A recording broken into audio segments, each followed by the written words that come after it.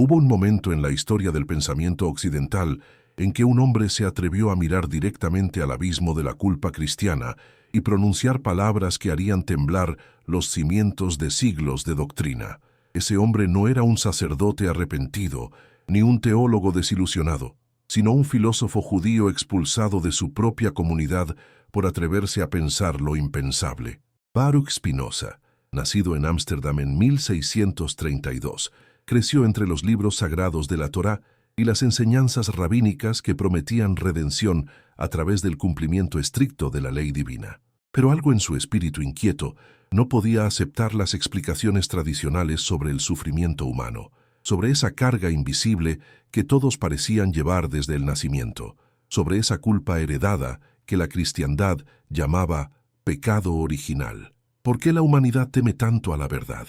Esta pregunta resonaba en la mente de Spinoza mientras observaba cómo tanto judíos como cristianos construían elaborados sistemas de expiación para un crimen que supuestamente todos habíamos cometido antes de nacer. ¿Qué significa que un dogma se derrumbe ante la razón? La respuesta a esta pregunta transformaría no solo su vida, sino el curso mismo de la filosofía moderna. La doctrina del pecado original se había convertido en el pilar fundamental sobre el cual la Iglesia Católica y las iglesias protestantes habían edificado su poder durante más de 1500 años. Según esta enseñanza, transmitida de generación en generación como verdad absoluta e incuestionable, la humanidad entera había heredado la culpa de Adán y Eva por haber desobedecido a Dios en el jardín del Edén. Ese primer acto de rebeldía, aquel mordisco a la fruta prohibida del árbol del conocimiento, había condenado a toda la especie humana a nacer en estado de pecado, separada de Dios, merecedora del castigo eterno. Los teólogos habían refinado esta doctrina a través de los siglos, construyendo complejas argumentaciones que explicaban cómo la culpa se transmitía de padres a hijos, cómo cada bebé que llegaba al mundo ya estaba manchado por el pecado de aquellos primeros ancestros míticos. San Agustín de Hipona, el gran arquitecto de esta doctrina en el siglo IV, había establecido que el pecado original se transmitía a través del acto sexual mismo, convirtiendo así el deseo carnal en vehículo de condenación. Según Agustín, cada niño nacía no solo culpable, sino también inclinado irremediablemente hacia el mal, con una voluntad corrupta que solo la gracia divina podía redimir. ¿No será que la verdadera fe comienza cuando las certezas se quiebran? Spinoza se hacía esta pregunta mientras leía los textos sagrados con ojos nuevos, libres de la ceguera que impone la tradición cuando se acepta sin cuestionamiento. En el libro del Génesis encontraba una historia fascinante, sin duda, una narración poética sobre los orígenes de la humanidad, pero nada que sugiriera la transmisión automática de culpa a toda la descendencia de Adán. La palabra pecado original ni siquiera aparecía en el texto hebreo de la Torá. Era una invención posterior, una construcción teológica elaborada por mentes que buscaban explicar el sufrimiento humano y, más importante aún, establecer la necesidad absoluta de la salvación que solo la Iglesia podía ofrecer. ¿Por qué la Iglesia teme más a las dudas que a las herejías? Porque una herejía puede ser combatida, refutada, suprimida con fuego y espada, pero una duda sembrada en el corazón del creyente es como una semilla que germina en silencio, invisible para los inquisidores, imposible de arrancar sin destruir al propio creyente. Spinoza comprendió algo que pocos antes que él se habían atrevido a pensar con claridad. La doctrina del pecado original no era una verdad revelada por Dios, sino una herramienta de poder diseñada con precisión quirúrgica para mantener a la humanidad en perpetuo estado de dependencia espiritual. Si todos nacían culpables, todos necesitaban redención. Si la culpa era heredada e inevitable, nadie podía salvarse por sus propios medios. La Iglesia se erigía así como la única intermediaria entre el hombre pecador y un Dios implacable que exigía expiación. Los sacramentos se convertían en necesidades absolutas: el bautismo para lavar el pecado original de los recién nacidos, la confesión para purificar los pecados acumulados a lo largo de la vida, la Eucaristía para mantener viva la gracia santificante. Sin estos rituales administrados por sacerdotes ordenados, el alma estaba condenada a la perdición eterna. Puede haber mayor control que hacer creer a un ser humano que nace culpable de un crimen que nunca cometió. Puede imaginarse sometimiento más absoluto que convencer a millones de personas de que su propia naturaleza es corrupta y que necesitan salvación externa para ser dignos de amor divino. En los años que siguieron a su excomunión de la comunidad judía, en 1656, Spinoza dedicó su vida a desmantelar sistemáticamente las estructuras conceptuales que sostenían tanto el judaísmo ortodoxo como el cristianismo dogmático. No lo hacía desde el resentimiento ni desde el nihilismo destructivo, sino desde un amor profundo por la verdad y por la liberación del espíritu humano. Su gran obra, La Ética, demostrada según el orden geométrico, presentaba una visión radicalmente diferente de Dios, la naturaleza humana y la moralidad. Para Spinoza, Dios no era un juez celestial que observaba las acciones humanas con ira y misericordia alternadas, sino la sustancia infinita que constituye toda la realidad, la naturaleza misma en su totalidad. Deus sive natura, Dios, o sea, la naturaleza, escribió Spinoza, identificando lo divino con el universo entero en una ecuación que horrorizaba a los teólogos tradicionales. Si Dios es la naturaleza, y la naturaleza sigue leyes necesarias e inmutables, entonces no hay lugar para la intervención divina arbitraria, para los milagros, para el castigo selectivo. Todo lo que sucede, sucede por necesidad de la naturaleza divina. Esta visión tenía implicaciones devastadoras para la doctrina del pecado original. Si Dios es perfecto, y todo emana necesariamente de su esencia perfecta, entonces todo lo que existe debe ser, en cierto sentido, perfecto también. Spinoza no negaba que los seres humanos cometieran actos dañinos o que existiera el sufrimiento en el mundo, pero rechazaba rotundamente la idea de que la naturaleza humana estuviera corrupta desde su origen. El mal, argumentaba Spinoza, no es una sustancia real ni una cualidad inherente a las cosas, sino simplemente una privación, una carencia de perfección vista desde nuestra perspectiva limitada. Cuando decimos que algo es malo, lo que realmente estamos diciendo es que no cumple con nuestras expectativas o que disminuye nuestra capacidad de actuar y existir. Pero desde la perspectiva de la totalidad, desde el punto de vista de Dios o la naturaleza, no hay bien ni mal absolutos, solo grados diferentes de realidad y perfección. ¿Qué sucede entonces con la historia de Adán y Eva? Spinoza la leía como una alegoría pedagógica, una narración diseñada para enseñar verdades morales a través de imágenes concretas que pudieran comprender mentes sencillas. El árbol del conocimiento del bien y del mal representaba la capacidad humana de juzgar las cosas no según su naturaleza real, sino según conceptos morales abstractos de bien y mal. El pecado de Adán no fue desobedecer un mandato arbitrario de Dios, sino permitir que su imaginación y sus pasiones dominaran su razón. En lugar de comprender las cosas según sus causas naturales, Adán comenzó a juzgarlas según si le resultaban placenteras o dolorosas, útiles o perjudiciales para sus deseos inmediatos. Esta es, para Spinoza, la verdadera caída del ser humano, el paso de una comprensión intuitiva de la naturaleza a una existencia dominada por las pasiones y las ideas confusas. Pero esta caída no implica culpa heredada ni corrupción ontológica de la naturaleza humana. Cada ser humano nace con el mismo potencial que Adán tuvo antes de comer la fruta prohibida, la capacidad de conocer las cosas según sus causas verdaderas y de actuar guiado por la razón. Lo que los teólogos llamaban pecado original, Spinoza lo entendía simplemente como la condición natural del ser humano finito, que al nacer se encuentra dominado por las pasiones corporales y las ideas inadecuadas. No es un castigo divino, sino una condición de partida que puede ser transformada mediante el cultivo de la razón y el conocimiento verdadero. Los bebés no nacen culpables, sino simplemente ignorantes, carentes todavía de la comprensión racional que los hará libres. No necesitan salvación, sino educación. No requieren gracia sobrenatural, sino desarrollo de sus capacidades naturales de razonamiento y conocimiento. En su Tratado Teológico Político, publicado anónimamente en 1670, Spinoza llevó su crítica aún más lejos al analizar cómo los textos sagrados habían sido interpretados y manipulados a lo largo de la historia para servir intereses políticos y eclesiásticos.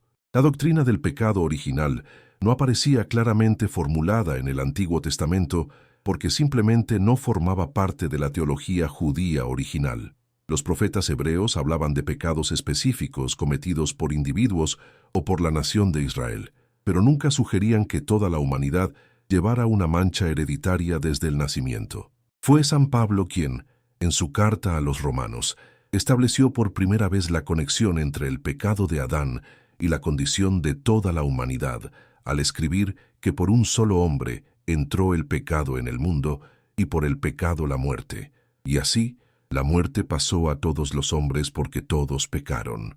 Pero incluso en Pablo, esta idea aparecía como parte de una argumentación teológica compleja sobre la relación entre la ley mosaica y la fe en Cristo, no como una doctrina sistemática sobre la transmisión hereditaria de culpa. Fue Agustín de Hipona quien transformó las reflexiones paulinas en un dogma completo y articulado durante sus controversias con Pelagio en el siglo V. Pelagio, un monje británico, había argumentado que los seres humanos nacían sin pecado y podían alcanzar la perfección moral mediante el ejercicio de su libre albedrío y el seguimiento de las enseñanzas de Cristo.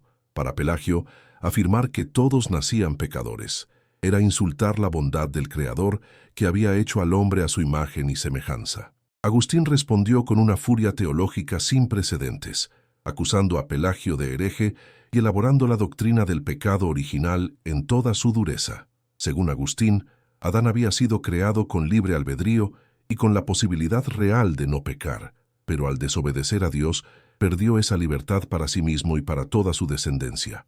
La naturaleza humana quedó tan profundamente corrompida que la voluntad misma se volvió esclava del pecado, incapaz de elegir el bien sin la ayuda de la gracia divina sobrenatural. ¿Por qué Agustín defendió con tanto fervor una doctrina que presentaba a Dios como injusto y a la humanidad como irremediablemente condenada? Spinoza veía en esto no solo las peculiaridades psicológicas de un hombre atormentado por su propio pasado de pecados sexuales, sino también las necesidades políticas de una iglesia que buscaba establecer su dominio absoluto sobre las conciencias.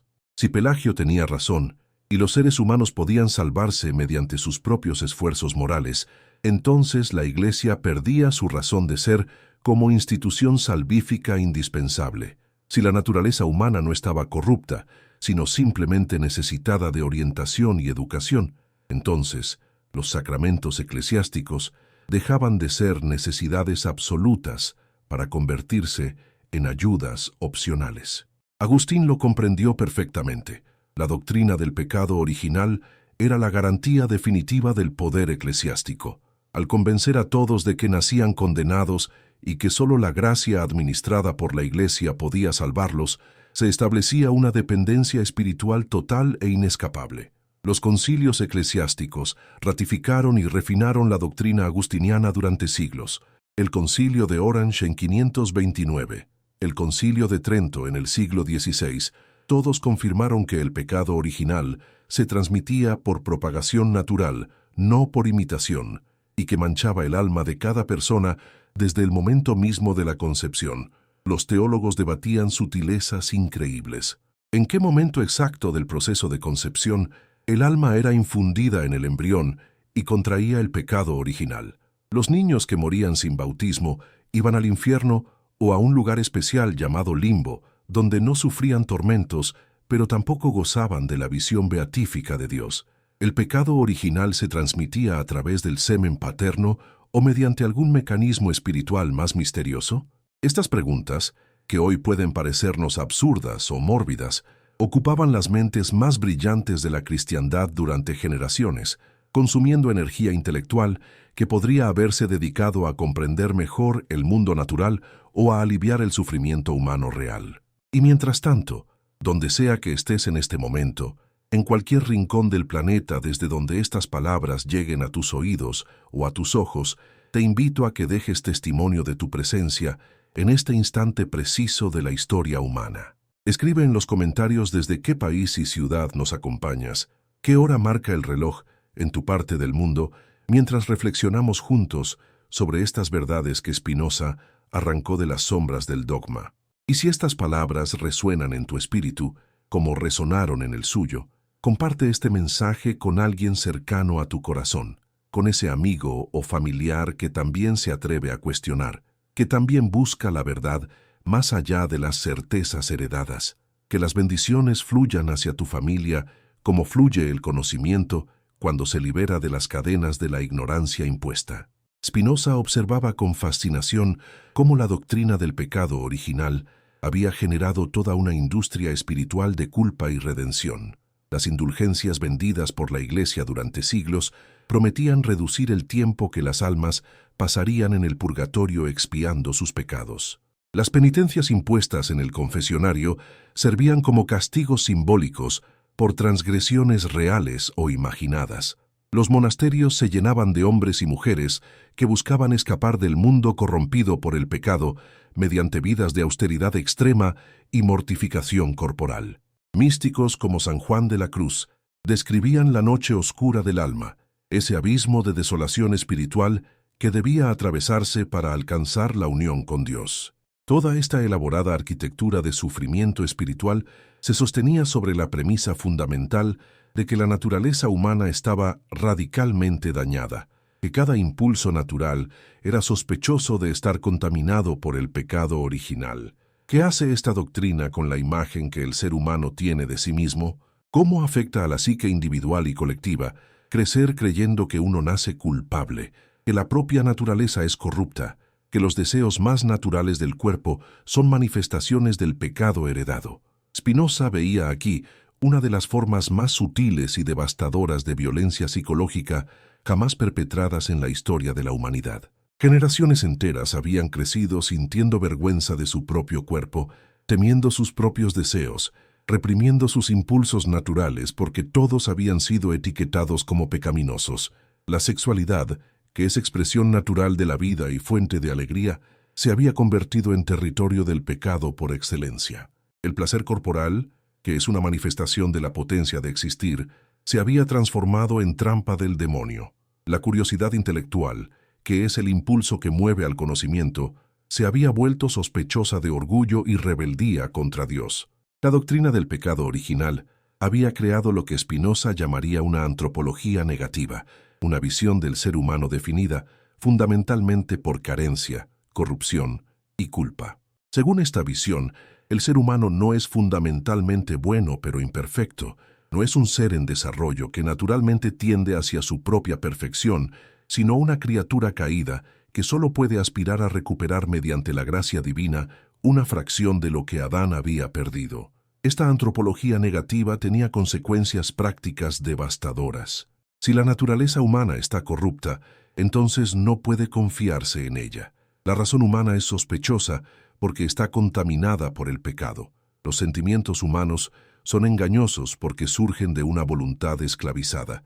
El conocimiento humano es limitado porque proviene de una mente oscurecida por el pecado original. Solo la revelación divina, interpretada autoritariamente por la Iglesia, puede ofrecer verdad confiable.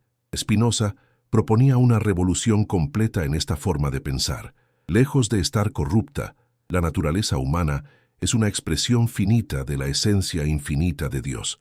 Cada ser humano es un modo de la sustancia divina, una manera particular en que Dios o la naturaleza se expresa en el mundo.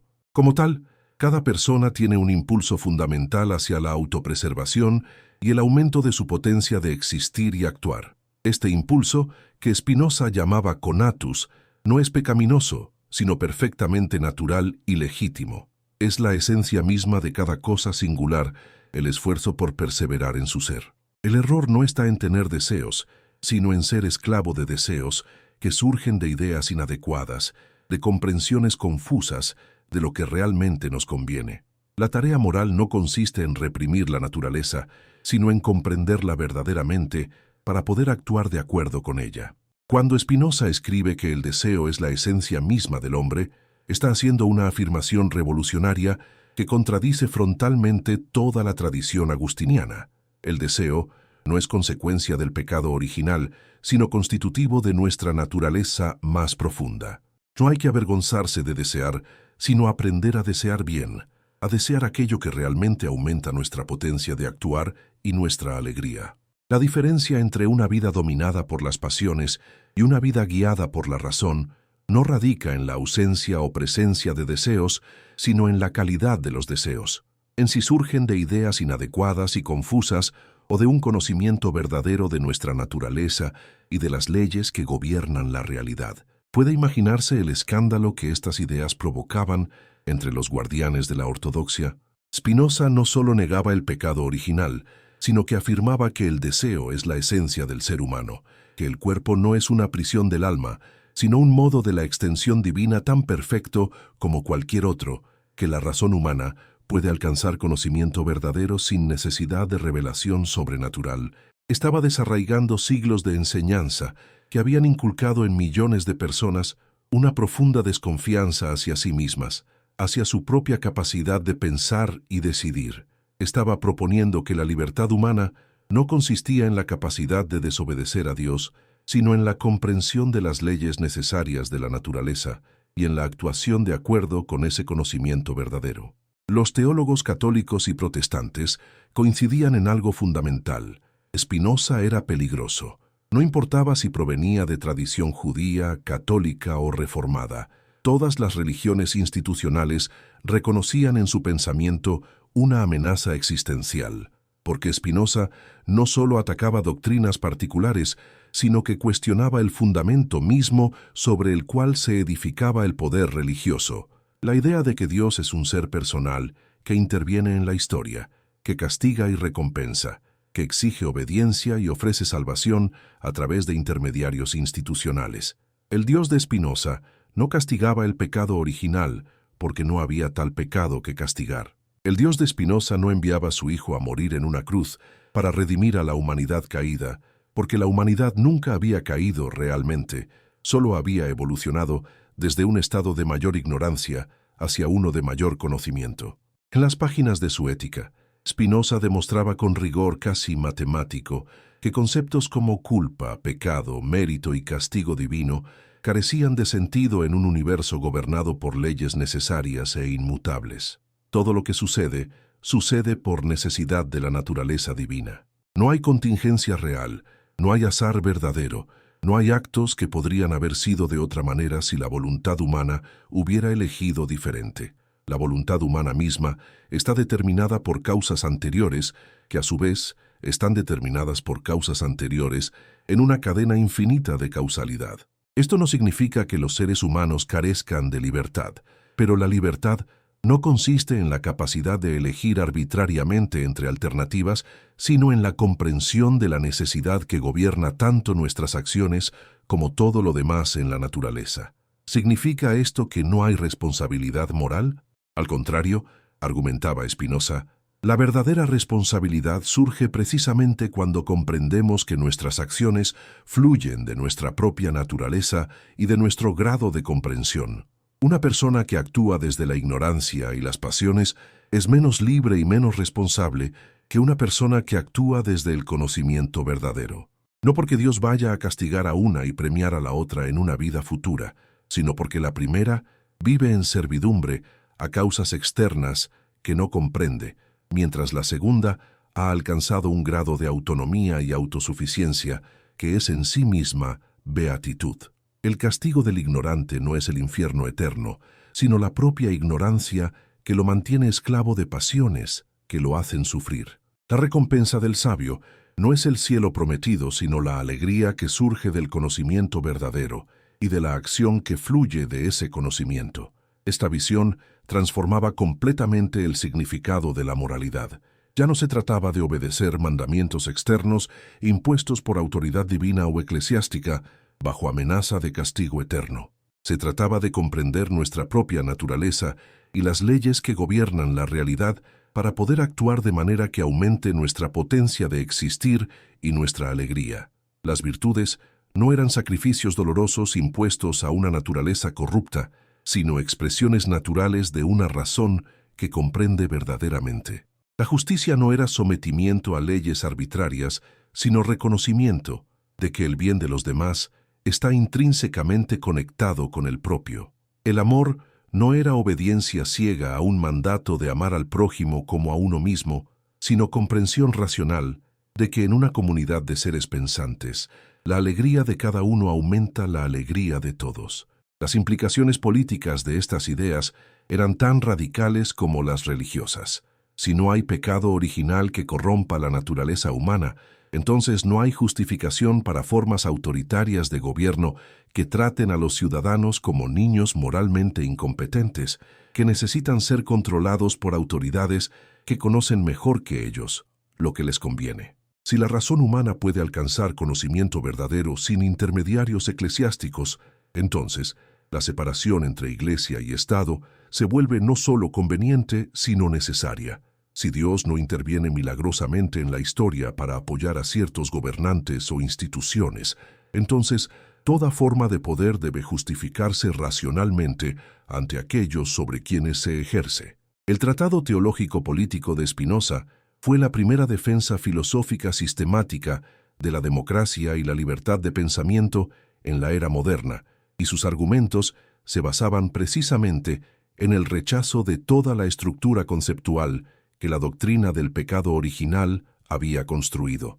En Holanda, donde Spinoza vivió sus últimos años puliendo lentes para ganarse la vida mientras escribía su filosofía revolucionaria, las consecuencias prácticas de sus ideas comenzaban a manifestarse.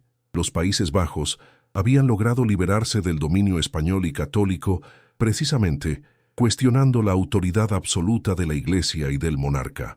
La República Holandesa del siglo XVII era el lugar más libre de Europa, donde refugiados de todas las persecuciones religiosas encontraban asilo, donde la censura era más laxa que en cualquier otro lugar, donde el comercio y la ciencia florecían porque se habían roto las cadenas del dogmatismo teológico. Sin embargo, incluso en Holanda, Spinoza era considerado demasiado peligroso. Su Tratado Teológico Político fue prohibido poco después de su publicación. Sus obras circulaban clandestinamente, copiadas a mano o impresas sin nombre de autor. Los predicadores calvinistas lo denunciaban desde los púlpitos como ateo y corruptor de la juventud. Hubo intentos de asesinato.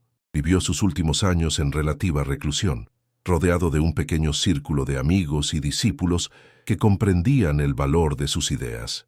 ¿Por qué tanto miedo a un hombre que no predicaba violencia, que no organizaba rebeliones, que simplemente pensaba y escribía? Porque las ideas tienen un poder que ninguna autoridad puede controlar completamente una vez que se liberan al mundo. Spinoza había plantado semillas que germinarían durante siglos, que alimentarían las revoluciones americana y francesa, que inspirarían los movimientos de ilustración y secularización que transformarían Europa. No era el único en su época que cuestionaba las doctrinas religiosas tradicionales, pero fue el primero en construir un sistema filosófico completo y coherente que podía sostenerse por sí mismo sin necesidad de recurrir a revelación sobrenatural o autoridad religiosa. Había demostrado que era posible pensar con rigor, vivir con dignidad y encontrar significado en la existencia sin aceptar la doctrina del pecado original ni ninguna de las estructuras de culpa y redención construidas sobre ella. La muerte lo alcanzó en febrero de 1677, a los 44 años, probablemente debido a una enfermedad pulmonar agravada por años de inhalar polvo de vidrio mientras pulía lentes.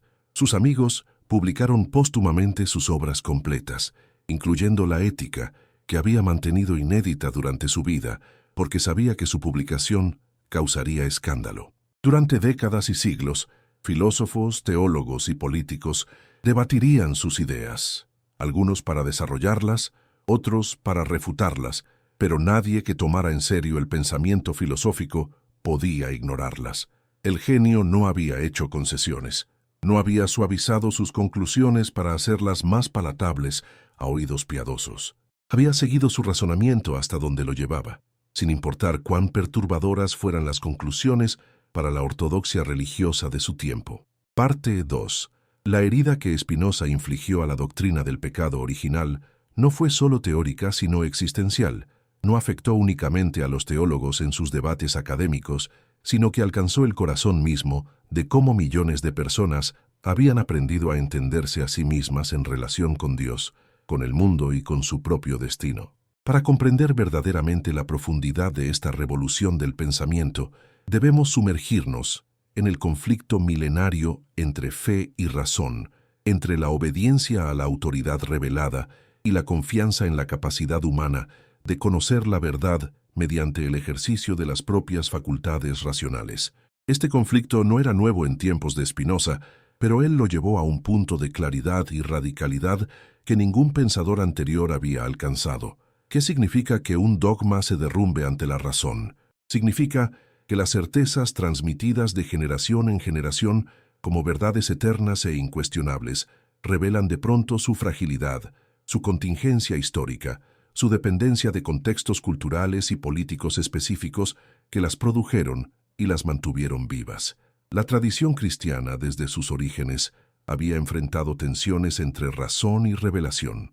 Los primeros padres de la Iglesia, como Justino Mártir y Clemente de Alejandría, habían intentado armonizar la filosofía griega con la fe cristiana, viendo en Platón y en los estoicos preparaciones providenciales para la revelación del Evangelio. Pero Tertuliano, en el siglo II, había formulado la posición opuesta con su famosa pregunta retórica: ¿qué tiene que ver Atenas con Jerusalén, la academia con la Iglesia? Para Tertuliano y para muchos que lo siguieron, la fe cristiana no necesitaba ni debía buscar validación filosófica porque se sostenía sobre la autoridad de la revelación divina. Credo quia absurdum, creo porque es absurdo. Esta frase atribuida a Tertuliano capturaba la idea de que las verdades de fe trascienden y a menudo contradicen las verdades de razón, y que en caso de conflicto, la fe debe prevalecer.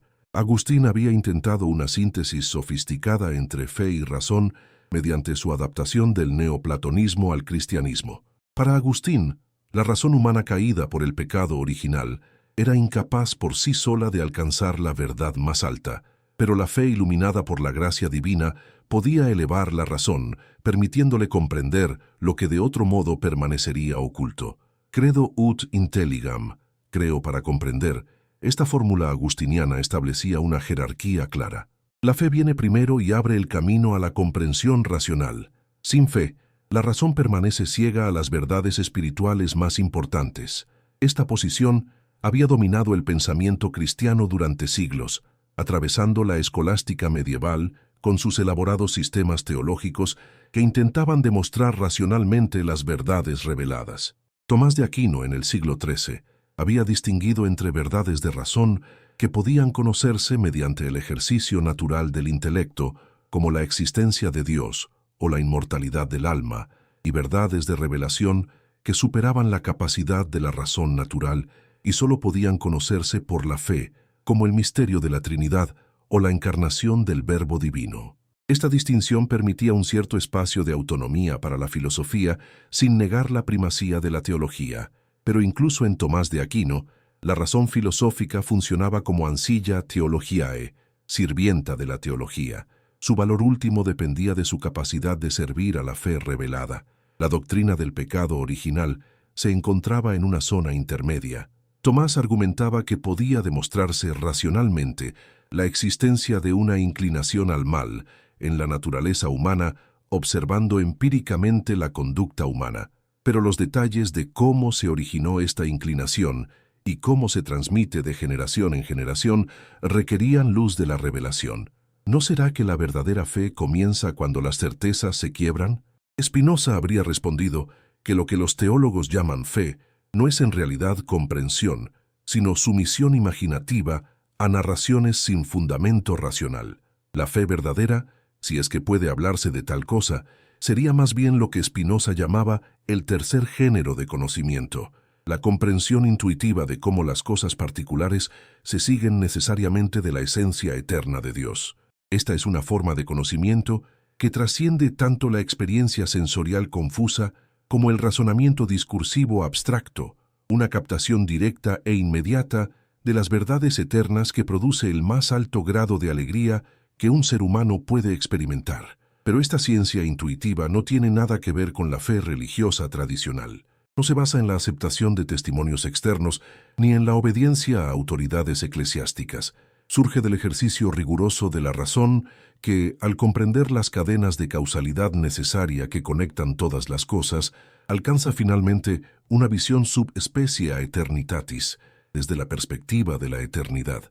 La Reforma protestante del siglo XVI había radicalizado el conflicto entre razón y fe de maneras complejas y contradictorias.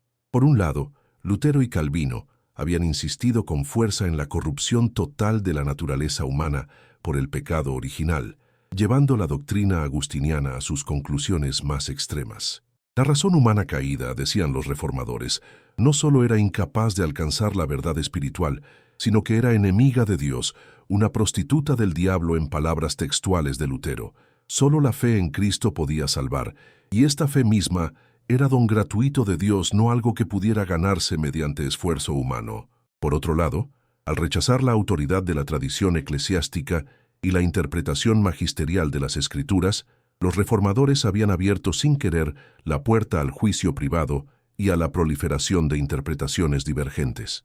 Si cada creyente podía y debía leer la Biblia por sí mismo e interpretarla guiado por el Espíritu Santo, entonces la autoridad externa de la Iglesia se debilitaba y el espacio de la libertad individual se expandía.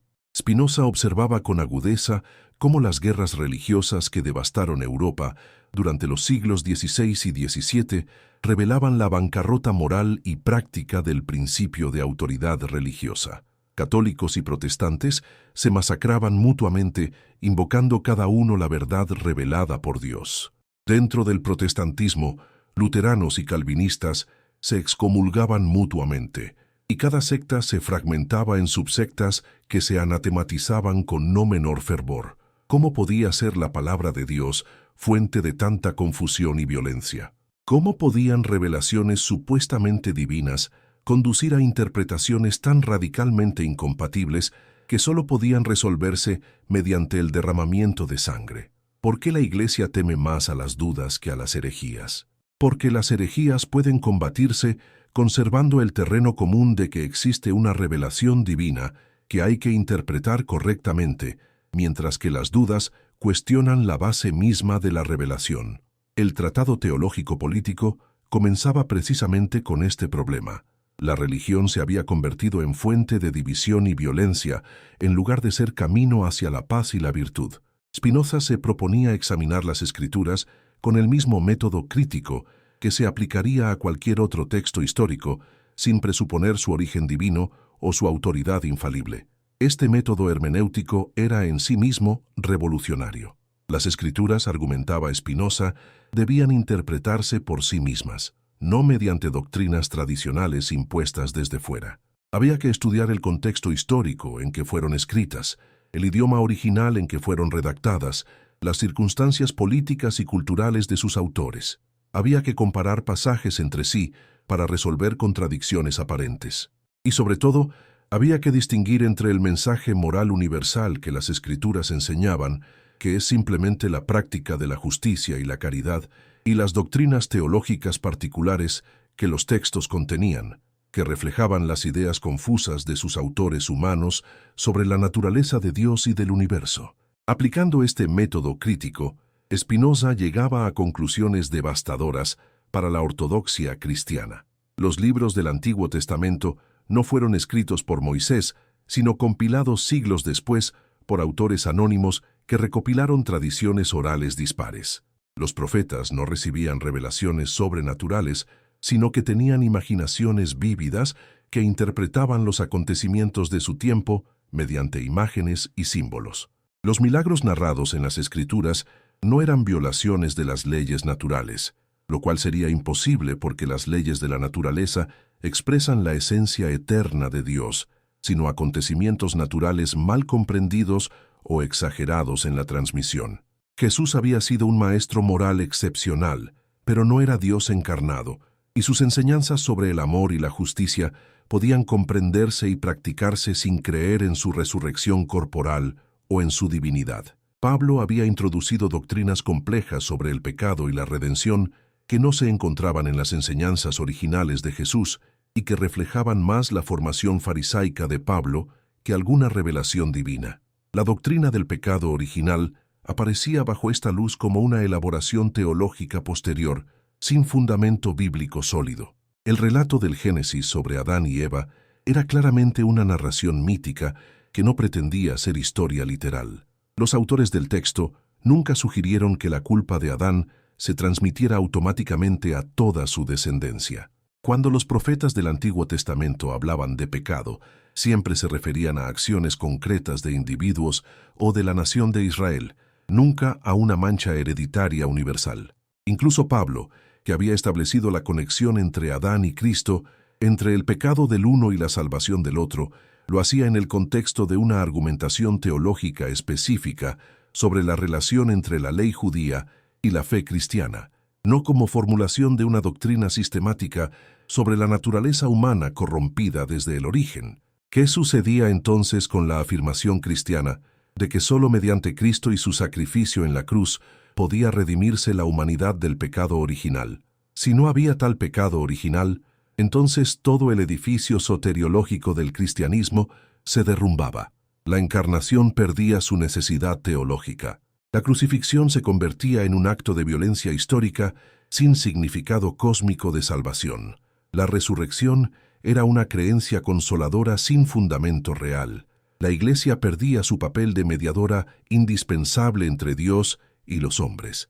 Los sacramentos dejaban de ser vehículos de gracia sobrenatural para convertirse en rituales simbólicos sin eficacia real. Toda la estructura institucional del cristianismo, construida pacientemente durante 15 siglos, revelaba sus fundamentos de arena. Spinoza era plenamente consciente de estas implicaciones y no retrocedía ante ellas. La verdad, argumentaba, no puede perjudicar genuinamente a nadie. Si la doctrina del pecado original es falsa, entonces revelar su falsedad no debilita la auténtica vida religiosa, sino que la libera de supersticiones que la asfixian. Pero ¿qué es entonces la auténtica vida religiosa, sino la práctica de rituales sacramentales ni la obediencia a doctrinas reveladas? Para Spinoza, la verdadera religión consistía simplemente en la práctica de la justicia y la caridad, en el amor hacia el prójimo, no porque Dios lo mande bajo amenaza de castigo, sino porque la comprensión racional de nuestra naturaleza nos muestra que nuestro bien está intrínsecamente conectado con el bien de los demás. Esta religión natural, accesible a cualquier ser humano mediante el ejercicio de la razón, no necesitaba revelación sobrenatural ni intermediarios sacerdotales.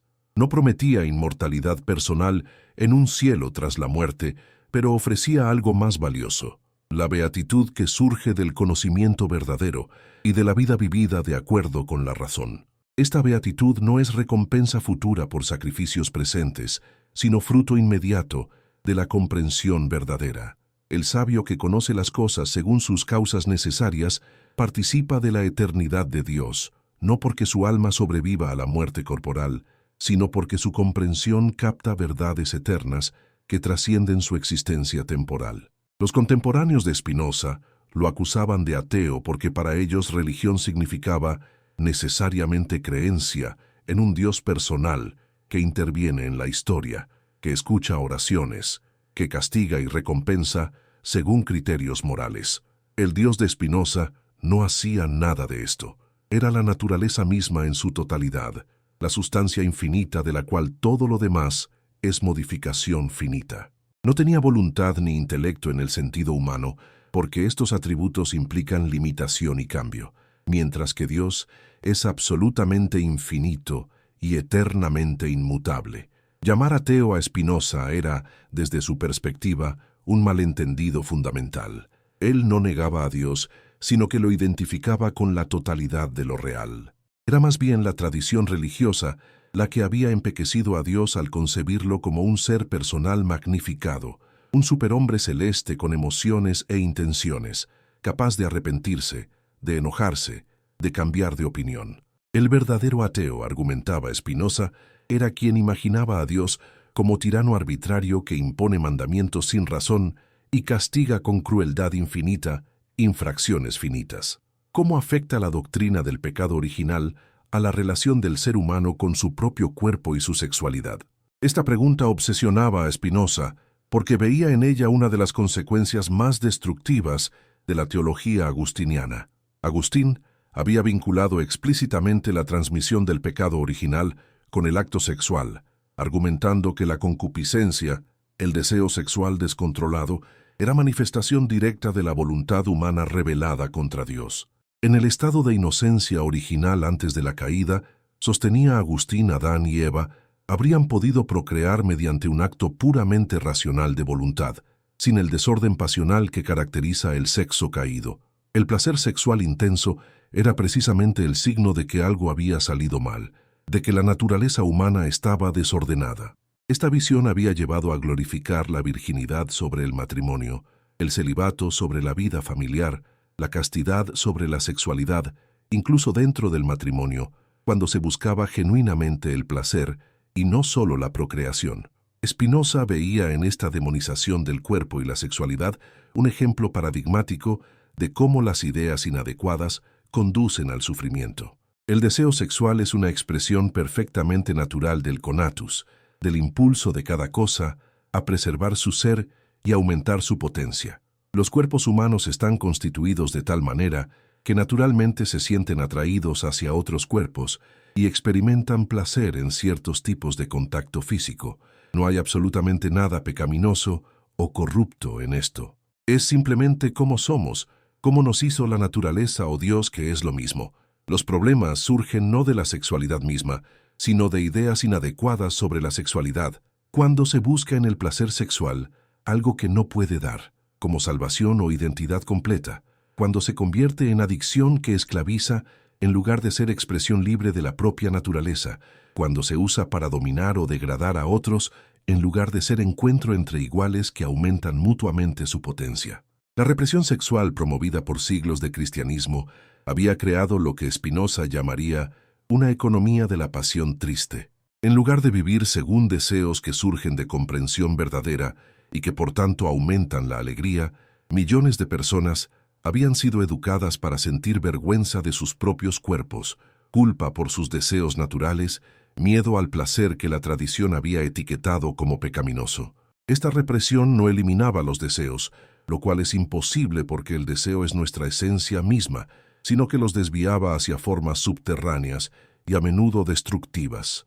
La obsesión sexual de tantos clérigos que predicaban castidad mientras abusaban secretamente de quienes estaban a su cargo, la hipocresía de una cultura que exaltaba la pureza mientras proliferaban prostíbulos y concubinatos, todo esto era consecuencia directa de la negación de la naturaleza promovida por la doctrina del pecado original.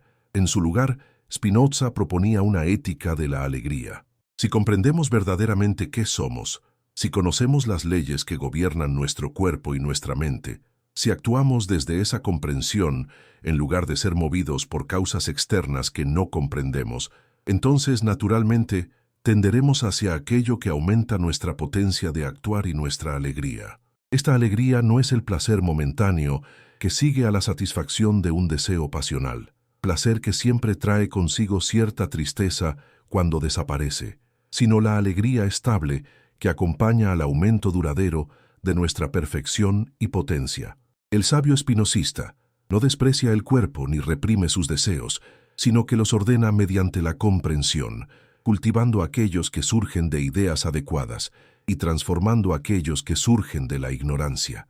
Desde donde quiera que estas palabras te alcancen en este preciso instante, en cualquier latitud y longitud del planeta, te invito nuevamente a que te hagas presente.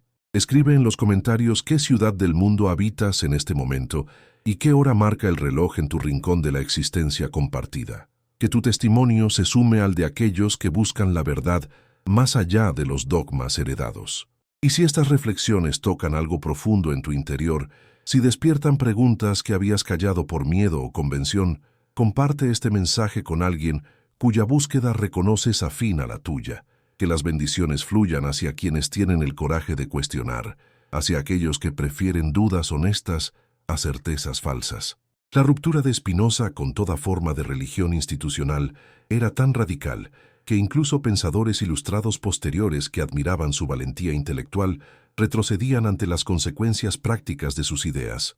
Voltaire, el gran crítico del fanatismo religioso en el siglo XVIII, consideraba que Spinoza había ido demasiado lejos al identificar a Dios con la naturaleza. Kant intentó salvar el moralidad sin necesidad de revelación religiosa, pero manteniendo al menos la idea de Dios como postulado necesario de la razón práctica. Solo en el siglo XIX, con Feuerbach y Marx, con Nietzsche y Freud, la crítica de la religión alcanzaría la radicalidad espinosista, y aún así, ninguno de estos pensadores construyó un sistema metafísico tan comprensivo y riguroso como el que Spinoza había elaborado 2 siglos antes. La doctrina del pecado original había creado lo que los psicólogos modernos llamarían un superego cruel, una instancia psíquica punitiva que vigila constantemente los pensamientos y deseos del individuo, castigando con culpa toda desviación de normas interiorizadas. Este superego no es natural, sino implantado mediante la educación religiosa desde la más tierna infancia. El niño aprende que nació pecador, que sus impulsos naturales son malos, que debe vigilar constantemente sus pensamientos, porque Dios lo ve todo y lo juzga todo. Aprende que el placer es sospechoso, que el cuerpo es débil y tentador, que la razón propia no puede confiarse porque está corrompida por el pecado. Toda esta estructura psíquica descansa sobre la premisa fundamental del pecado original. Naciste culpable, naciste corrupto, necesitas salvación externa porque por ti mismo solo puedes pecar. Spinoza proponía algo radicalmente diferente, una educación que cultivara la comprensión en lugar de inculcar la obediencia ciega, que enseñara a los niños a conocer su propia naturaleza y las leyes que la gobiernan, en lugar de llenarlos de mandamientos y prohibiciones arbitrarias, que desarrollara su capacidad de razonar en lugar de reprimir sus preguntas incómodas. Esta educación liberadora no conduciría al caos moral como temían los moralistas tradicionales, sino a una ética más sólida porque estaría fundada en comprensión verdadera en lugar de en miedo al castigo. El niño que comprende por qué ciertas acciones aumentan su potencia y alegría, mientras otras la disminuyen, actuará correctamente desde comprensión interna, no desde sometimiento a autoridad externa. Esta es la diferencia entre el esclavo que obedece por miedo y el hombre libre que actúa por amor al bien que comprende. ¿Por qué la Iglesia resistió tan ferozmente cualquier intento de educar a las masas en el pensamiento crítico? Porque la Iglesia comprendía perfectamente que la educación crítica era mortal para el dogma. Un pueblo que piensa por sí mismo, que examina racionalmente las doctrinas que le presentan, que compara diferentes tradiciones religiosas y evalúa sus méritos relativos, ese pueblo no puede mantenerse indefinidamente sometido a una autoridad que exige obediencia sin justificación racional. La Iglesia había mantenido durante siglos el monopolio de la educación, precisamente para poder controlar qué se enseñaba y cómo se enseñaba. La alfabetización masiva, la traducción de la Biblia a lenguas vernáculas, la proliferación de libros mediante la imprenta, todos estos desarrollos fueron resistidos ferozmente por las autoridades eclesiásticas porque comprendían que el conocimiento distribuido ampliamente es poder distribuido ampliamente. Spinoza había vivido esta realidad en carne propia.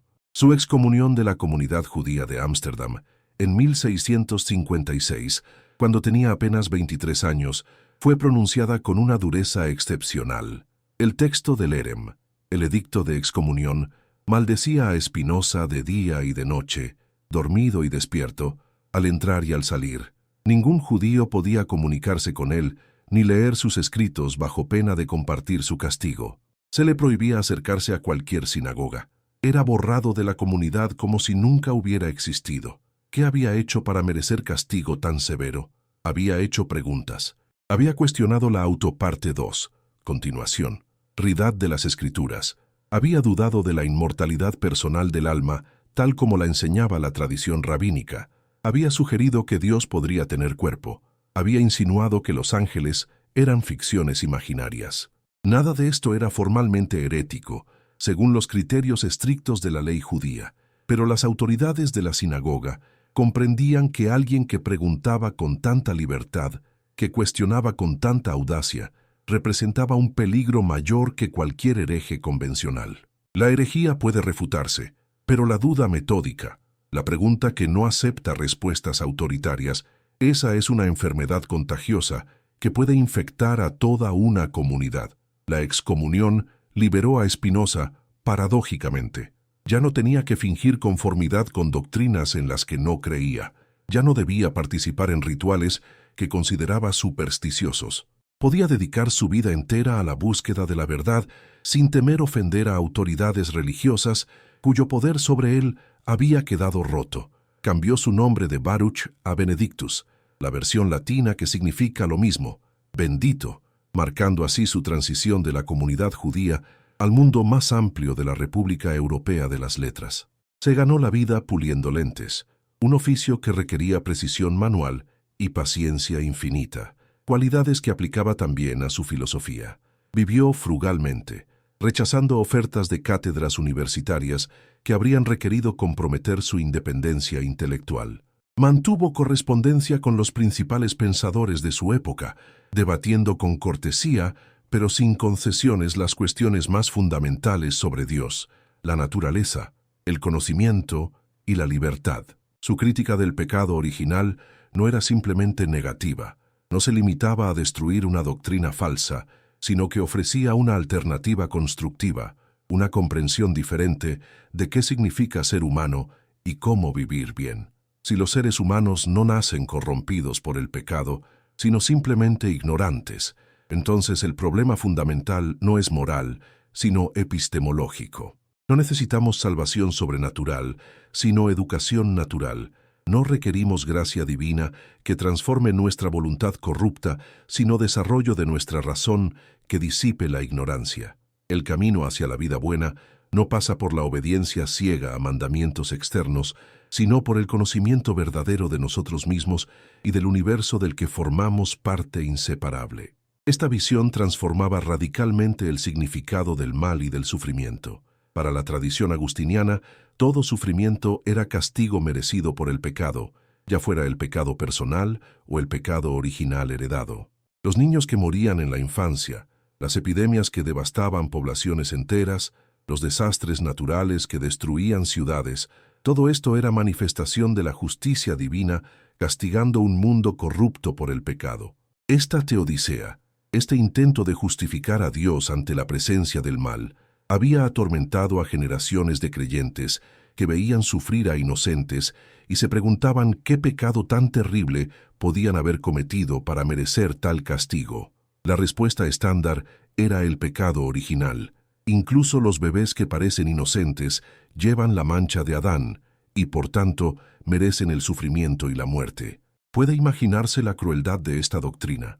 ¿Puede concebirse mayor violencia psicológica que enseñar a una madre que su bebé recién nacido, que ha muerto sin bautismo, se encuentra ahora en el limbo o en el infierno, condenado eternamente por un pecado que nunca cometió personalmente?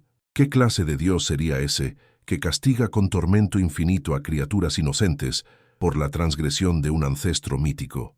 Spinoza veía en esta doctrina no solo un error filosófico, sino una obscenidad moral, una blasfemia contra cualquier concepción sensata de justicia divina.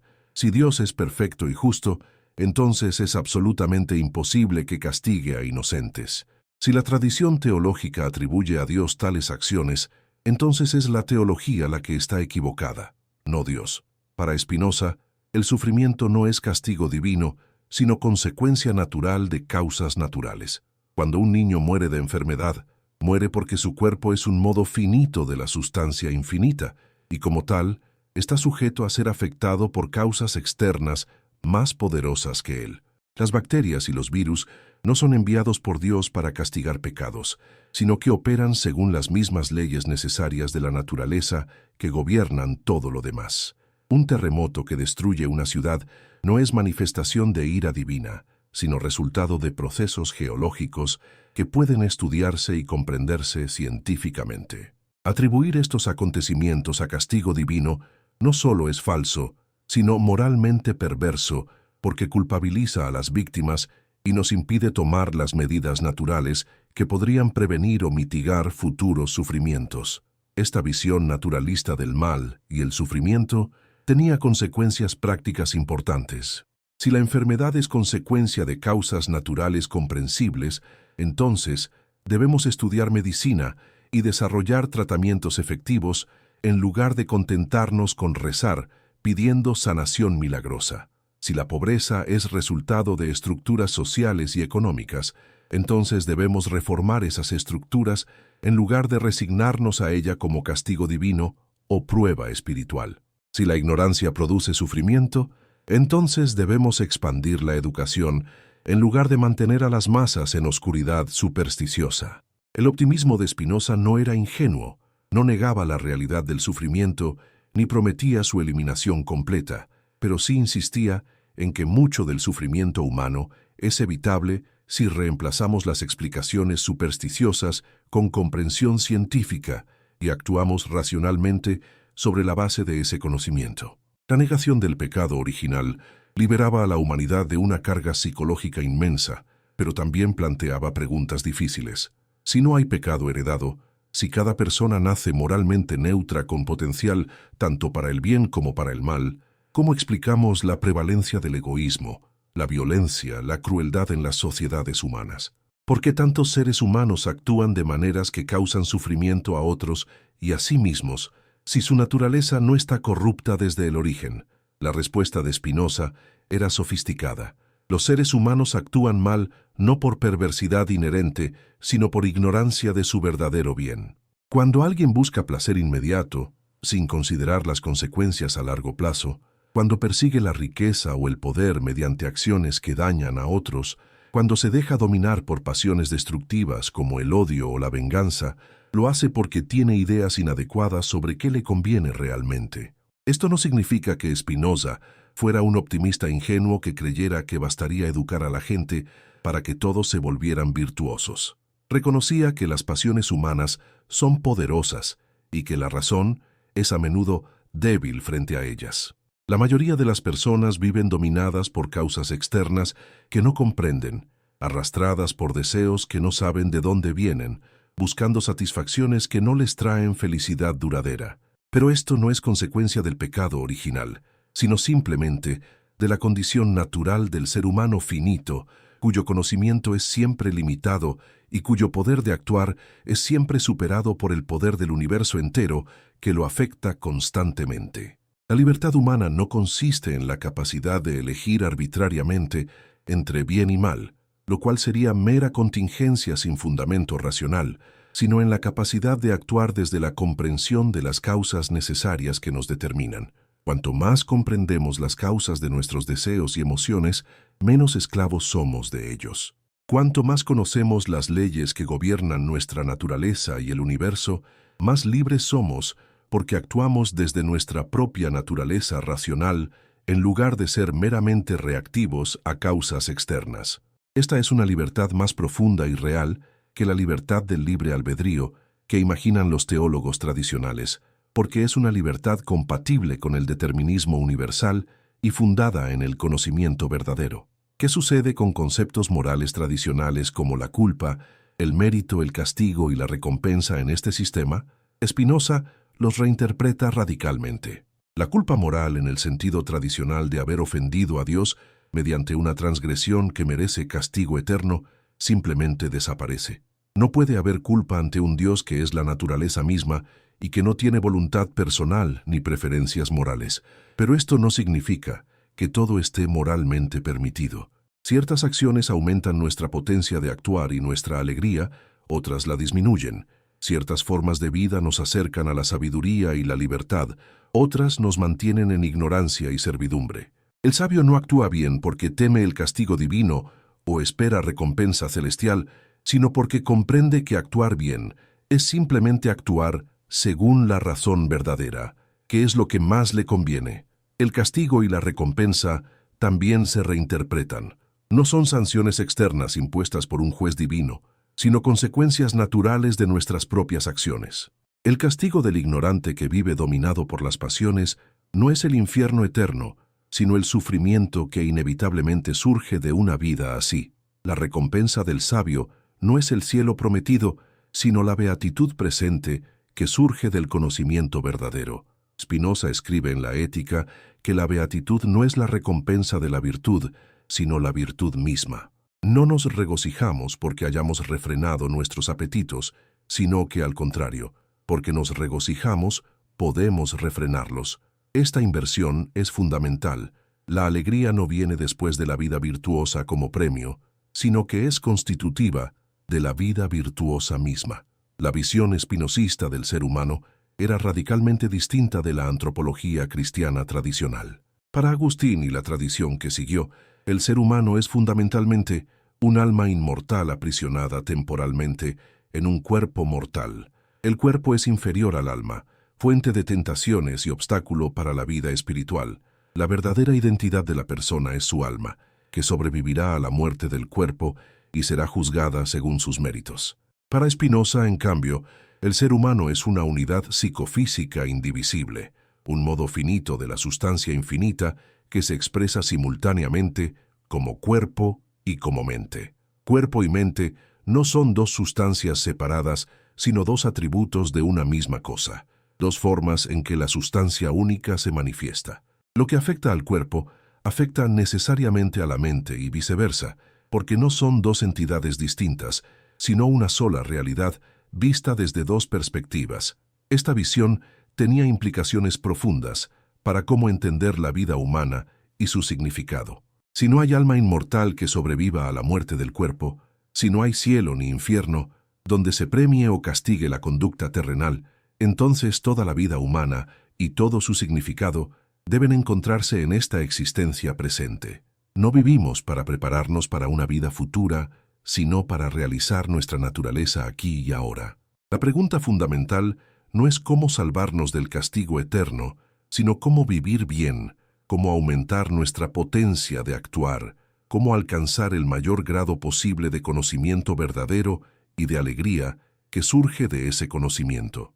Esta es una ética inmanente, centrada en esta vida, en este mundo, en este cuerpo que somos, pero no es una ética hedonista ni egoísta en el sentido vulgar. Spinoza demuestra rigurosamente que lo que más conviene a cada ser humano racional es vivir en sociedad con otros seres humanos racionales, practicar la justicia y la caridad, contribuir al bien común. Esto no es sacrificio del interés propio, sino expresión más alta del interés propio bien entendido. Cuando ayudo a otro ser humano a desarrollar su razón y aumentar su potencia, estoy indirectamente ayudándome a mí mismo porque vivo mejor en una comunidad de personas sabias y libres que en una sociedad de ignorantes esclavizados por sus pasiones. El amor hacia el prójimo que predican las religiones no necesita fundamentarse en mandato divino, sino que surge naturalmente de la comprensión racional de que nuestro bien está intrínsecamente entrelazado con el bien de los demás. ¿Por qué entonces las religiones institucionales han insistido tanto en fundamentar la moralidad en mandatos divinos respaldados por promesas de cielo y amenazas de infierno? Spinoza veía aquí una confesión implícita de desconfianza en la naturaleza humana. Los teólogos no creen realmente que las personas puedan ser buenas por sí mismas, guiadas por su propia razón. Piensan que sin el miedo al castigo eterno y el deseo de recompensa celestial, la mayoría de la gente se entregaría al vicio y la violencia. Esta desconfianza está profundamente conectada con la doctrina del pecado original. Si la naturaleza humana está corrupta, entonces no puede confiarse en ella y debe ser controlada mediante sanciones externas. Spinoza invierte completamente esta lógica. No es la naturaleza humana la que está corrupta, sino las ideas que tenemos sobre la naturaleza humana. Cuando dejemos de enseñar a la gente que nació pecadora, cuando cultivemos su razón en lugar de inculcarles obediencia ciega, descubriremos que la bondad humana es mucho más común y robusta de lo que los pesimistas teológicos imaginan. Las consecuencias políticas de esta visión eran revolucionarias. Si no hay pecado original que corrompa la naturaleza humana, entonces no hay justificación para formas autoritarias de gobierno que traten a los ciudadanos como menores de edad moral que necesitan tutela. Si la razón humana puede alcanzar conocimiento verdadero sin revelación sobrenatural, entonces la separación entre autoridad religiosa y autoridad política se vuelve no solo deseable, sino necesaria. El Estado debe proteger la libertad de pensamiento y expresión porque solo en la libertad puede desarrollarse la razón. Las leyes deben fundarse en consideraciones racionales sobre qué conduce al bien común, no en supuestas revelaciones divinas interpretadas por clérigos que afirman hablar en nombre de Dios. Spinoza fue uno de los primeros filósofos modernos en argumentar sistemáticamente a favor de la democracia como forma de gobierno más racional. En una democracia, el poder reside en el pueblo entero, no en un monarca que afirma gobernar por derecho divino, ni en una aristocracia que se considera naturalmente superior. Esta distribución del poder es más estable y justa, porque reconoce que ningún ser humano o grupo pequeño de humanos tiene acceso privilegiado a la verdad. Las leyes deben establecerse mediante deliberación colectiva y deben poder cambiarse cuando la experiencia muestre que no sirven al bien común. La libertad de expresión y la tolerancia religiosa no son concesiones generosas del poder, sino derechos fundamentales sin los cuales no puede florecer ni la ciencia, ni la filosofía, ni ninguna forma genuina de progreso humano. Estas ideas eran profundamente subversivas en una época donde casi todos los estados europeos mantenían religiones oficiales, donde la blasfemia y la herejía eran crímenes castigados con prisión o muerte, donde la censura de libros era norma universal. El tratado teológico político fue prohibido no solo por autoridades católicas, sino también por las iglesias protestantes holandesas que habían luchado por su propia libertad contra el dominio español, pero que no estaban dispuestas a extender esa libertad a quienes cuestionaban sus propios dogmas. La paradoja era evidente. Aquellos que habían sido perseguidos por sus creencias se convertían en perseguidores cuando alcanzaban el poder. Spinoza veía en esto confirmación de su análisis. Las religiones institucionales no buscan verdaderamente la libertad, sino el poder, y usan la doctrina del pecado original y otras doctrinas similares como herramientas de control social. La Iglesia Católica había sido particularmente efectiva en el uso de la culpa como mecanismo de control. El sacramento de la confesión, desarrollado durante la Edad Media y codificado en el Concilio de Trento, requería que cada católico confesara todos sus pecados mortales al menos una vez al año, bajo pena de excomunión. El sacerdote, actuando in persona Christi, tenía poder de absolver o retener los pecados.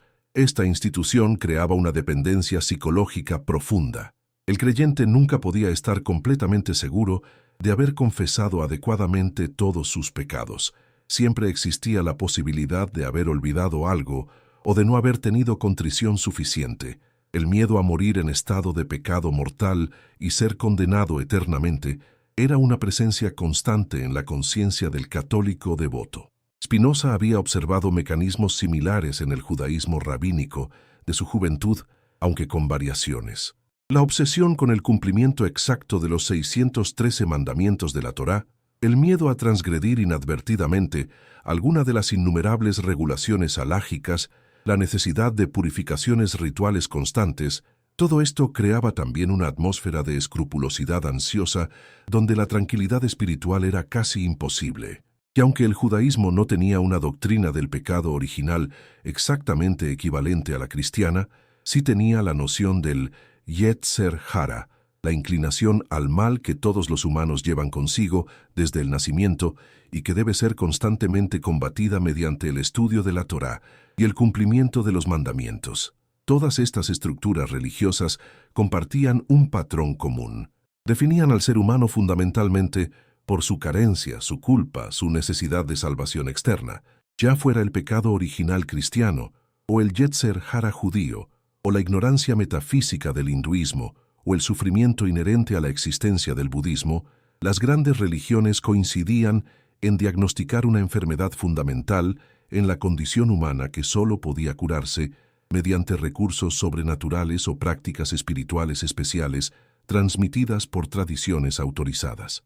Spinoza rompía radicalmente con todo este patrón al insistir en que no hay nada fundamentalmente defectuoso en la naturaleza humana, que lo único que nos falta es conocimiento, y que ese conocimiento es accesible a cualquier ser humano mediante el ejercicio riguroso de la razón, sin necesidad de revelación sobrenatural o iniciación en misterios esotéricos.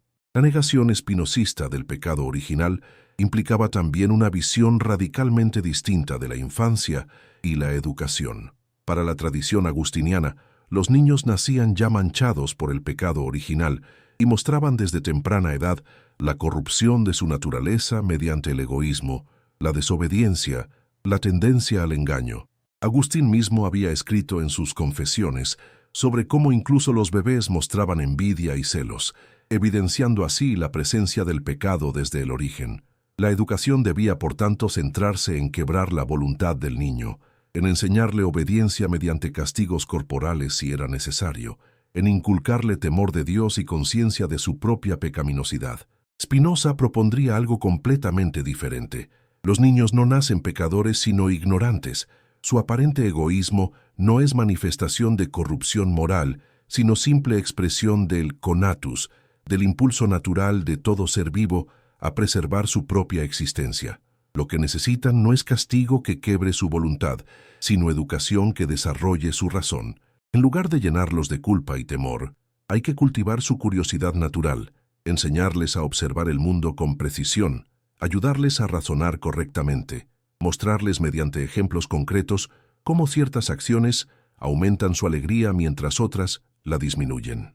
Un niño educado así no será más vicioso sino más virtuoso que uno educado mediante el terror religioso, porque su virtud surgirá de comprensión interna, no de obediencia externa. En cualquier coordenada del planeta donde te encuentres leyendo o escuchando estas palabras, en este momento preciso de la historia humana, añade tu voz a este testimonio colectivo. Escribe en los comentarios desde qué lugar del mundo participas de esta reflexión compartida sobre la libertad del pensamiento. Y si reconoces en estas ideas el mismo anhelo de verdad que late en tu propio corazón, comparte este mensaje con alguien que aprecias, con esa persona cuya búsqueda intelectual admiras. Que las bendiciones del conocimiento verdadero alcancen a quienes tienen el coraje de cuestionar las certezas heredadas y buscar comprensión más profunda. La relación entre la doctrina del pecado original y la estructura del poder eclesiástico era tan íntima que atacar una significaba inevitablemente amenazar el otro. Si todos los seres humanos nacían manchados por el pecado de Adán, entonces todos necesitaban los sacramentos administrados exclusivamente por sacerdotes ordenados. El bautismo era absolutamente necesario para borrar el pecado original y abrir las puertas de la salvación. Un bebé que moría sin bautizar estaba condenado al limbo en el mejor de los casos, al infierno según las versiones más duras de la doctrina. Esta enseñanza creaba una dependencia total de la Iglesia desde el mismo momento del nacimiento. Los padres que amaban a sus hijos no tenían más opción que llevarlos a bautizar lo antes posible, sometiendo así a la nueva generación al poder eclesiástico antes incluso de que pudieran hablar o razonar. La confesión y la Eucaristía mantenían esa dependencia a lo largo de toda la vida. El católico devoto necesitaba confesarse regularmente para purificar su alma de los pecados acumulados, y solo el sacerdote podía otorgar la absolución.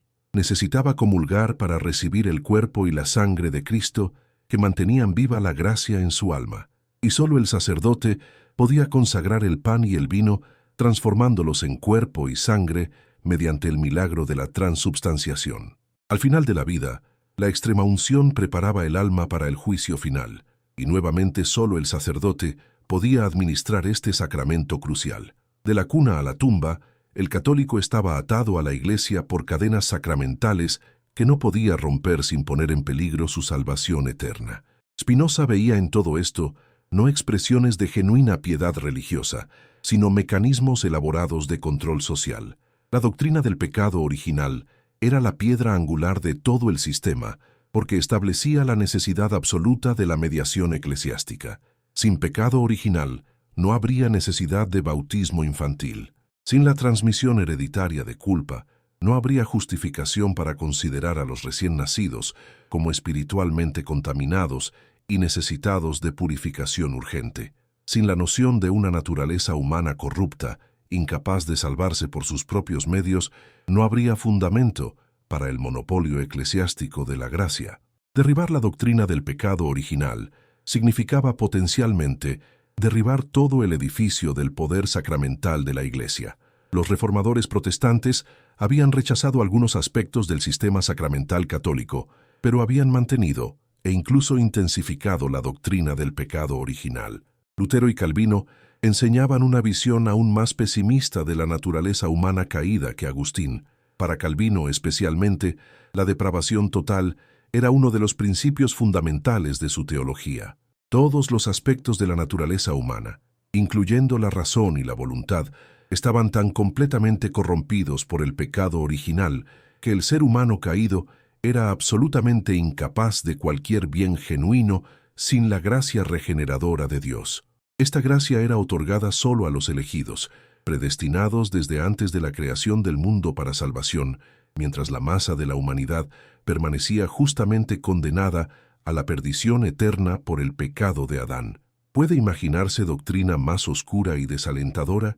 ¿Puede concebirse visión más desesperanzada del destino humano? Spinoza veía en el calvinismo una forma particularmente severa de la misma enfermedad que aquejaba a todo el cristianismo dogmático: la negación de la dignidad y potencialidad de la naturaleza humana, el cultivo sistemático del miedo y la culpa como instrumentos de control religioso, la justificación de estructuras autoritarias mediante la afirmación de la incompetencia moral y espiritual de la mayoría de la humanidad. Si los seres humanos están totalmente depravados, si su razón está completamente oscurecida por el pecado, entonces necesitan tutela externa, necesitan autoridades que piensen y decidan por ellos, necesitan pastores que los guíen, porque por sí solos solo pueden extraviarse. La alternativa espinosista era luminosa por contraste. Si los seres humanos nacen con la misma potencialidad que Adán tuvo antes de la supuesta caída, si tienen capacidad natural de razonar y conocer la verdad, si pueden desarrollar virtudes mediante el cultivo de su razón sin necesidad de gracia sobrenatural, entonces no hay justificación para autoridades eclesiásticas que afirman monopolio sobre verdad y salvación. Cada persona puede alcanzar conocimiento verdadero mediante su propio esfuerzo intelectual. Cada ser humano puede vivir virtuosamente guiándose por su propia razón desarrollada. No hay necesidad de intermediarios sacerdotales, de jerarquías eclesiásticas, de dogmas impuestos mediante amenaza de condenación eterna. Esta visión era potencialmente más subversiva que las críticas protestantes a la Iglesia católica. Los protestantes habían rechazado la autoridad papal, pero habían establecido sus propias autoridades en forma de ministros, consistorios, concilios eclesiásticos. Habían negado algunos sacramentos, pero habían mantenido el bautismo y la Eucaristía como esenciales. Habían criticado la venta de indulgencias, pero habían conservado la doctrina del pecado original, que hacía necesaria alguna forma de expiación. Spinoza iba mucho más lejos al cuestionar la necesidad misma de instituciones religiosas intermediarias entre el individuo y la verdad. Su filosofía apuntaba hacia una religiosidad natural, accesible mediante la razón, sin necesidad de revelaciones sobrenaturales, ni sacramentos milagrosos, ni jerarquías autorizadas. Parte 3. El clímax filosófico hacia el que se dirigía todo el pensamiento de Spinoza sobre el pecado original no era simplemente la negación de una doctrina particular, sino la liberación completa del ser humano de la prisión psicológica que esa doctrina había construido durante siglos. En las últimas páginas de la Ética, Spinoza describe lo que llama la beatitud, el estado de máxima felicidad y libertad que puede alcanzar un ser humano cuando comprende verdaderamente su lugar en el orden eterno de la naturaleza. Esta beatitud no tiene nada que ver con la salvación prometida por las religiones tradicionales. No es un estado futuro que se alcanzará después de la muerte si uno ha vivido correctamente. Es una experiencia presente, accesible en esta vida, que surge necesariamente del conocimiento verdadero. ¿Por qué la humanidad teme tanto a la verdad? Porque la verdad disuelve las ilusiones reconfortantes que hemos construido para protegernos de la realidad, pero Spinoza insiste en que esas ilusiones cuestan más de lo que valen, que la verdad, aunque sea dura, es preferible a la mentira, aunque sea consoladora. Cuando un ser humano comprende verdaderamente que es un modo finito de la sustancia infinita, que su esencia es un grado particular de potencia que se expresa como cuerpo y como mente, que todo lo que le sucede se sigue necesariamente de las leyes eternas de la naturaleza, entonces experimenta una transformación fundamental de perspectiva. Los acontecimientos que antes le parecían accidentes arbitrarios o castigos divinos se revelan como expresiones necesarias de la esencia de Dios. Las emociones que antes lo dominaban pierden su poder cuando comprende sus causas verdaderas. El miedo a la muerte se disipa porque comprende que su esencia, en tanto es modo de Dios, participa de la eternidad de Dios. No es que su alma individual sobreviva a la muerte corporal en algún cielo o infierno, sino que aquello en él, que conoce verdaderamente, aquello en su mente que comprende las verdades eternas, es eterno en su propia naturaleza. Esta doctrina de la eternidad de la mente es quizás el aspecto más misterioso y debatido de la filosofía de Spinoza. No promete inmortalidad personal en el sentido tradicional.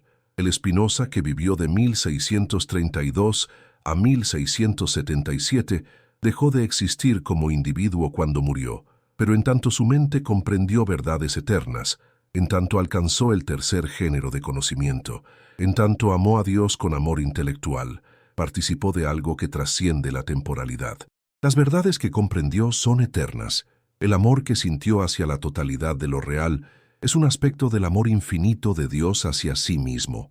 En este sentido limitado pero significativo, algo de Spinoza es eterno, no porque continúe existiendo como persona después de la muerte, sino porque participó durante su vida de verdades que trascienden la existencia temporal.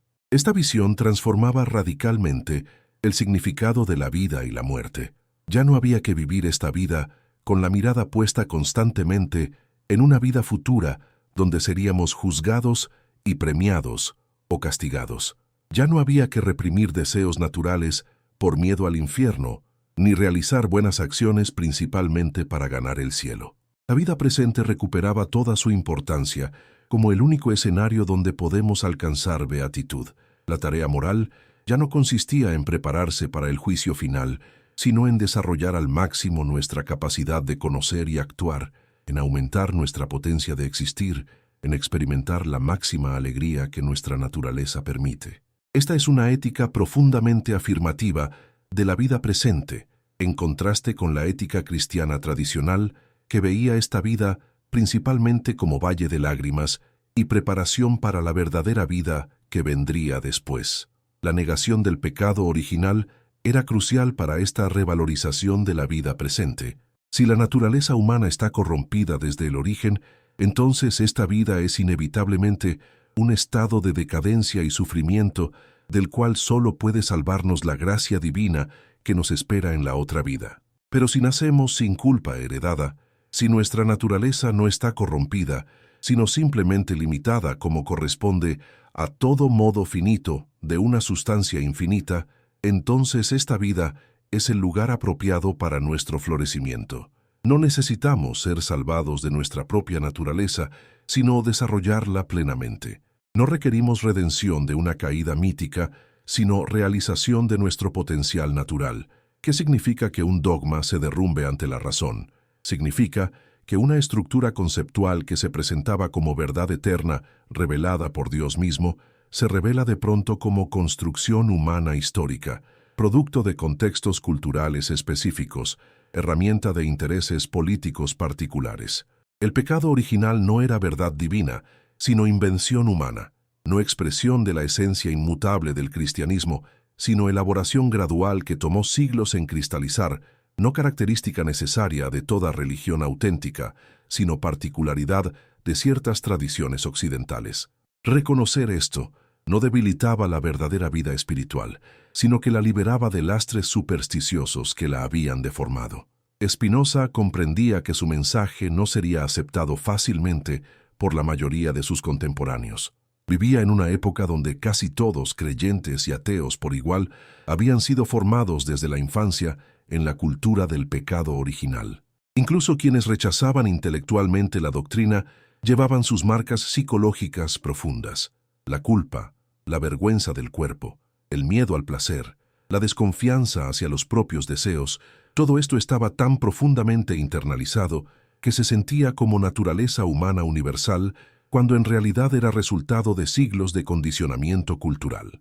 Liberar a la humanidad de esta prisión psicológica requeriría generaciones, quizás siglos, pero Spinoza Confiaba en el poder de la verdad para eventualmente prevalecer sobre el error, en la capacidad de la razón humana para finalmente liberarse de las cadenas de la superstición.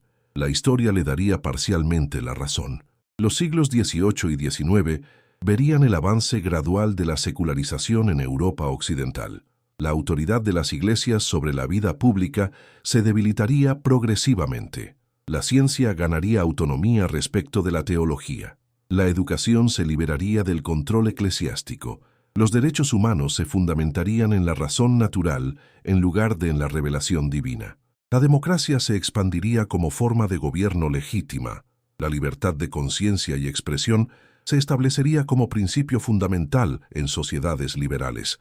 Todo esto era impensable sin la revolución intelectual que pensadores como Spinoza habían iniciado, sin el cuestionamiento radical de doctrinas como el pecado original que habían sostenido el poder de las religiones institucionales. Pero la historia también mostraría cuán profundas eran las raíces del pensamiento que Spinoza combatía.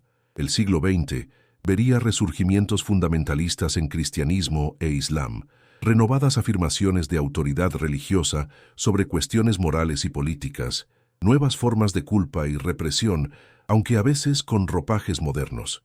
La doctrina del pecado original misma se mantendría como dogma oficial del catolicismo y de muchas denominaciones protestantes. Miles de millones de personas continuarían siendo educadas en la creencia de que nacen culpables, que su naturaleza está corrupta, que necesitan salvación externa. El trabajo de Spinoza estaba lejos de completarse. Su mensaje de liberación seguía siendo tan necesario y tan resistido como en su propia época. ¿No será que la verdadera fe comienza cuando las certezas se quiebran? Esta pregunta retórica de Spinoza apuntaba al corazón de la diferencia entre religiosidad auténtica y dogmatismo institucional. La fe verdadera no consiste en aceptar sin cuestionamiento doctrinas proclamadas por autoridades externas, sino en el amor intelectual hacia la verdad donde quiera que conduzca. Requiere coraje de seguir el razonamiento hasta sus conclusiones, incluso cuando esas conclusiones desafían creencias arraigadas. Implica disposición a abandonar certezas cómodas cuando la evidencia las contradice. Esta es una fe más profunda y exigente que la fe dogmática, porque requiere esfuerzo intelectual continuo, porque no ofrece la seguridad falsa de respuestas definitivas a todas las preguntas, porque acepta vivir con incertidumbre en aquello que no puede conocerse con claridad. El Spinoza, que murió en 1677 en una habitación modesta de La Haya, no había logrado transformar su mundo. Sus libros estaban prohibidos. Su nombre era sinónimo de herejía y ateísmo. Sus ideas eran rechazadas por casi todas las autoridades intelectuales y religiosas de su tiempo. Vivió y murió relativamente oscuro, conocido solo por un pequeño círculo de admiradores. Pero había plantado semillas que germinarían lentamente a través de los siglos. Su crítica del pecado original inspiró a pensadores de la Ilustración que construyeron sobre sus fundamentos. Su defensa de la libertad de pensamiento alimentó movimientos revolucionarios. Su visión de una moralidad basada en razón natural, en lugar de revelación divina, se convirtió gradualmente en el fundamento de la ética secular moderna. ¿Por qué la Iglesia teme más a las dudas que a las herejías? Porque una herejía puede contenerse, refutarse, suprimirse mediante instrumentos tradicionales de autoridad eclesiástica. Pero una duda sembrada en la mente del creyente es como una grieta en una presa. Puede empezar siendo imperceptible, pero con el tiempo puede crecer hasta que toda la estructura se derrumbe. Una vez que alguien empieza a cuestionar realmente el pecado original, a preguntarse si tiene sentido que Dios castigue a bebés inocentes por el pecado de un ancestro mítico, a dudar de que el deseo sexual sea manifestación de naturaleza corrupta, entonces todo el edificio conceptual del cristianismo tradicional se vuelve vulnerable. Una duda conduce a otra. Si el pecado original es falso, ¿qué pasa con la necesidad de la redención mediante Cristo? Si no hay necesidad de redención sobrenatural, ¿qué papel queda para la Iglesia? Si la Iglesia no es guardiana indispensable de la salvación, ¿por qué debería obedecerse su autoridad en cuestiones morales y políticas? Spinoza comprendía perfectamente esta cadena de implicaciones.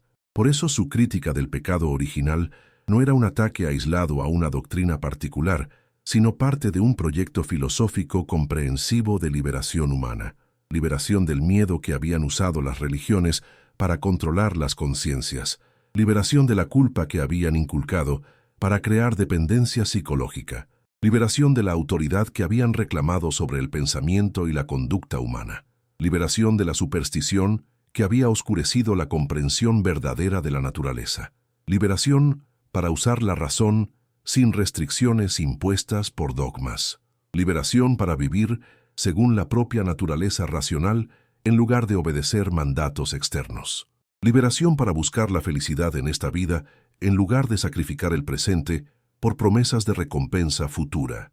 Esta era una liberación no solo intelectual, sino existencial. Afectaba no solo lo que uno creía, sino cómo uno vivía. Un ser humano liberado del pecado original podía relacionarse con su propio cuerpo sin vergüenza, con sus deseos sin culpa, con su razón sin desconfianza. Podía educar a sus hijos sin inculcarles la idea de que nacieron malos, sin quebrar su voluntad mediante castigos que pretendían corregir una corrupción inexistente. Podía participar en la vida política como ciudadano igual a otros en lugar de súbdito que necesita ser gobernado autoritariamente. Podía buscar conocimiento en todas direcciones sin temer que la verdad pueda contradecir la fe. Podía vivir moralmente sin necesidad de policía celestial que vigile cada pensamiento y castigue cada transgresión. Las últimas proposiciones de la ética de Spinoza describen el estado de quien ha alcanzado esta liberación completa. No es un estado místico de unión con Dios en sentido tradicional. No implica visiones sobrenaturales ni experiencias extáticas inefables. Es simplemente la condición de quien comprende su propia naturaleza y la naturaleza del universo con claridad racional y vive de acuerdo con esa comprensión. Este sabio espinosista experimenta emociones como cualquier ser humano, pero sus emociones surgen de ideas adecuadas y por tanto son activas, no pasivas. No es arrastrado por pasiones que no comprende, sino que actúa desde comprensión de causas. No odia a quienes lo dañan, porque comprende que actúan por necesidad de su naturaleza.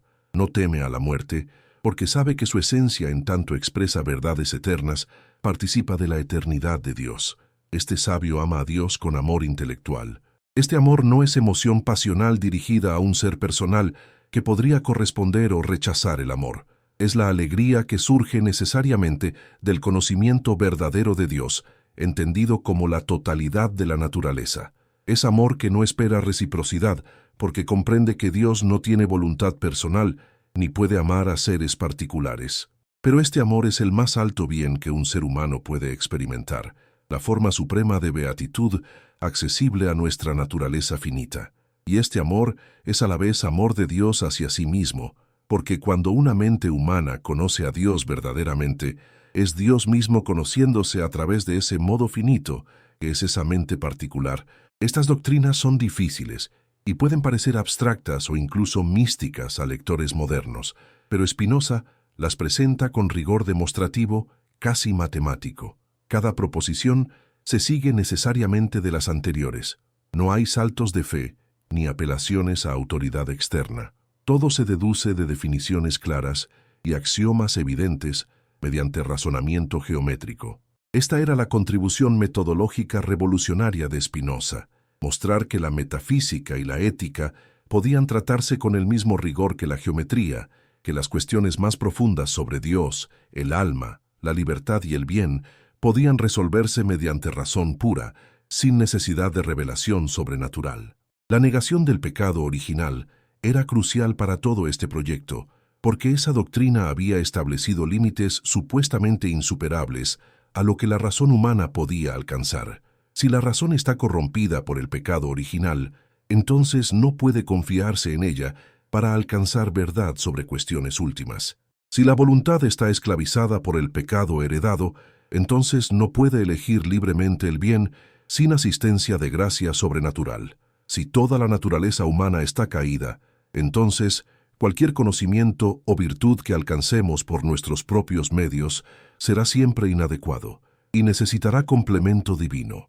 Rechazar el pecado original significaba afirmar la suficiencia de la naturaleza humana, la competencia de la razón natural, la posibilidad de virtud y conocimiento genuinos sin necesidad de añadidos sobrenaturales. En el siglo XXI, más de 3 siglos después de la muerte de Spinoza, la batalla que él libró continúa de formas nuevas. La doctrina del pecado original se mantiene en catecismos oficiales, pero ha perdido gran parte de su poder sobre las conciencias en sociedades secularizadas. Muchos que se identifican como cristianos ya no creen literalmente en Adán y Eva históricos ni en transmisión hereditaria de culpa. Pero las estructuras psicológicas que esa doctrina creó persisten de formas sutiles. La propensión a sentir culpa excesiva, la dificultad para aceptar y celebrar el cuerpo y la sexualidad, la tendencia a ver la naturaleza humana como fundamentalmente defectuosa, la búsqueda de salvación externa en lugar de confianza en capacidades propias.